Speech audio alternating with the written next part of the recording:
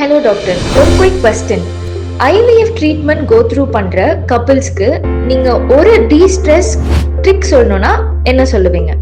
So முக்கியமாக இந்த IVF treatment அப்போது ஸ்ட்ரெஸ் ஆகக்கூடாது. அப்படின்னா என்ன நீங்கள் பண்ணணும், என்ன பண்ணக்கூடாது, உங்களோட ரிப்போர்ட் எதுவாக இருந்தாலும் சரி, உங்களுடைய சிகிச்சை எதுவாக இருந்தாலும் சரி, மருத்துவர்களை தவிர மற்றவங்க யாருக்கிட்டேயும் இதை பற்றி டிஸ்கஸ் பண்ணாதீங்க.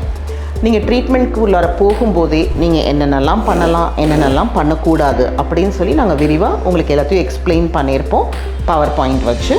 ஸோ அதை ஸ்ட்ரிக்டாக ஃபாலோ பண்ணுங்கள். அதுக்கடுத்தது பார்த்திங்கன்னா முக்கியமானது ரிசல்ட்ஸ். இது நினச்சி கவலைப்படாதீங்க.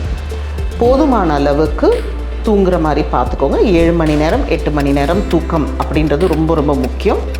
ஆரோக்கியமான உணவு, நல்ல தூய்மையான காற்று, இந்த ரெண்டுமே நல்லா நீங்கள் டெய்லி ப்ராக்டிஸ் பண்ணிங்கன்னா ஸ்ட்ரெஸ் அப்படின்றத ஐவிஎஃப் ட்ரீட்மெண்ட்லேருந்து விலக்கி வச்சிடலாம்.